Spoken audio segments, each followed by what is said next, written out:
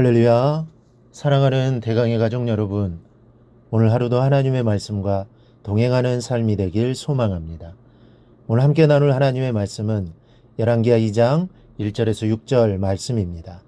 여호와께서 해오리 바람으로 엘리야를 하늘로 올리고자 하실 때에 엘리야가 엘리사와 더불어 길갈에서 나가더니 엘리야가 엘리사에게 이르되 청하건대 너는 여기 머물라. 여호와께서 나를 베델로 보내시느니라 하니 엘리사가 이르되 여호와께서 살아계심과 당신의 영혼이 살아있음을 두고 맹세하노니 내가 당신을 떠나지 아니하겠나이다 하는지라.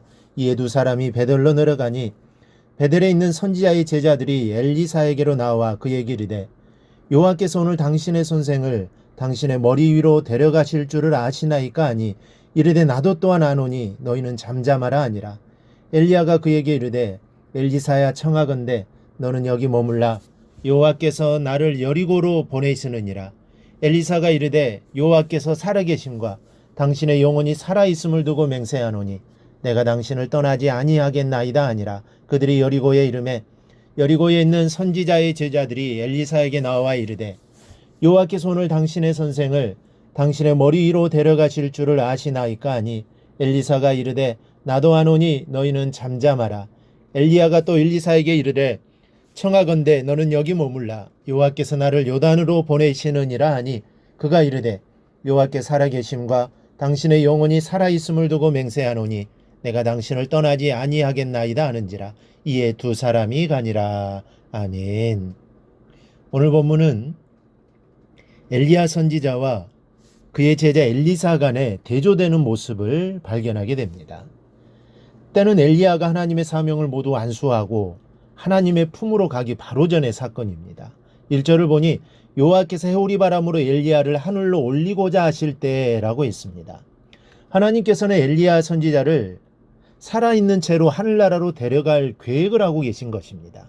그런데 본문에는 엘리야 선지자와 엘리사 간의 의견이 타결되지 않고 있음을 보게 됩니다. 엘리야 선지자는 말하기를 청하건대 너는 여기 머물라고 말씀합니다. 그러나 엘리사는 말하기를 여호와께 살아계심과 당신의 영혼이 살아있음을 두고 맹세하노니 내가 당신을 떠나지 아니하겠나이다 라고 합니다. 한마디로 죽으면 죽었지 당신을 떠나지 않겠다는 것입니다. 결국 엘리사의 고집을 꺾지 못하고 함께 베델로 내려가게 되었습니다. 그리고 하나님이 다시 여리고로 보내십니다. 이때에도 엘리사가 이렇게 말합니다. 청하건대 너는 여기 머물라. 그러나 엘리사의 고집은 만만치가 않습니다. 여호와께서 살아계심과 당신의 영혼이 살아있음을 두고 맹세하노니 내가 당신을 떠나지 아니하겠나이다. 그래서 두 사람은 함께 여리고로 내려가게 됩니다. 여리고에 잠시 머무른 엘리사는 다시 하나님의 명령을 따라 요단으로 가게 되었습니다. 이때도 똑같은 말을 합니다. 너는 여기 머물라. 지금 엘리야는 진심으로 간청하는 것이고 그것도 승천을 앞두고 부탁하는 유언과 같은 당부를 하고 있는 것입니다. 그러나 엘리사의 고집은 여전합니다. 나는 절대로 스승님의 말씀을 따르지 않겠습니다. 차라리 나를 죽이십시오. 이런 각오를 보이고 있습니다. 그렇다면 어찌하여 엘리야는 머무르라고 하고 엘리사는 따라가겠다고 나선 것일까요? 먼저 엘리야의 마음을 살펴보겠습니다. 하나님께 자기를 해오리 바람으로 하늘로 올리신다는 것을 알고 있는 엘리야는 이 사건이 어마어마하게 크고 두려운 영광임을 잘 알고 있습니다. 사람이 살아있는 상태에서 하늘로 들려 올라간다고 생각해 보십시오. 엄청난 사건이 아닐 수 없습니다. 이와 같이 엄청난 사건을 하나님께서 다른 사람들이 목격하도록 허락하셨는지를 알 수 없었기 때문에 엘리야는 혼자 가려고 했던 것입니다. 여기서 우리는 한 가지 교훈을 얻습니다. 신령한 은혜는 함부로 남발하는 것이 아닙니다. 은사를 좀 받았다는 사람들이 예언을 한다고 떠들며 소문을 낸다면 그 은사가 성령이 주시는 은사인지 생각해 봐야 합니다. 왜냐하면 성령의 귀한 역사는 남발되지 않기 때문입니다. 그리고 또 한 가지, 엘리야가 혼자 가려고 했던 이유는 사람들이 해오리 바람을 타고 승천하는 자기를 바라본다면 엘리야를 천사나 혹은 하나님으로 보지 않을까 하는 염려 때문이라고 보여집니다. 당시 엘리야는 혜성같이 나타난 선지자였습니다.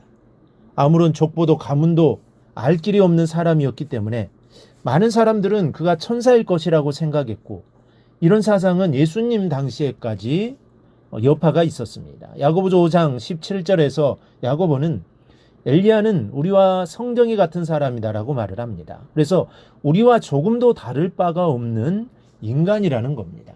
엘리야는 끝까지 자기의 모습을 감추고 오직 하나님께로만 영광을 돌리려는 마음으로 가득하였음을 알 수 있습니다. 우리가 오늘 말씀을 통해 엘리야 선지자가 신령한 역사를 얼마나 두렵게 생각하였으며 또한 최후의 순간까지 자기의 자랑을 감추고 오직 주님만을 나타내고 했는가에 대해 알게 됩니다. 우리도 엘리야의 마음을 본받아 겸손한 종들이 되어야 합니다. 그 다음으로 엘리사의 마음에 대해 살펴보면 엘리사는 그의 스승이 호리바람을 타고 승천할 것이라는 것을 이미 알고 있었습니다. 엘리사뿐만 아니라 베델과 여리고에 있는 여러 선지자들도 알고 있었습니다. 3절을 보면 베델에 있는 선지자 생도들이 엘리사에게 이렇게 묻습니다.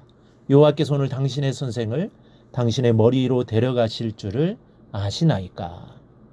하나님께서는 선지자의 생도들에게 엘리야의 승천 사건을 계시해 주셨던 겁니다. 이때 엘리야가 질문하는 생도들에게 이렇게 말합니다. 나도 하노니 너희는 잠잠하라.